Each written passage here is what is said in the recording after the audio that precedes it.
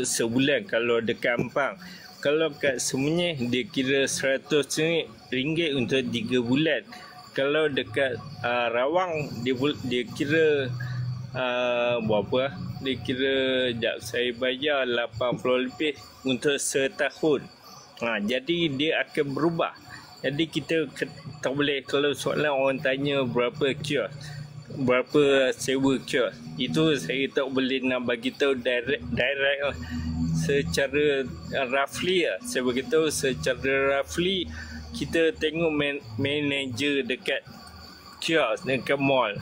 Kalau macam dekat Lotus sebenarnya 2,800, tapak 8 kali 8. Kalau dekat Rawang saya bayar 1,000 lebih untuk tak selesai 6 kali 10.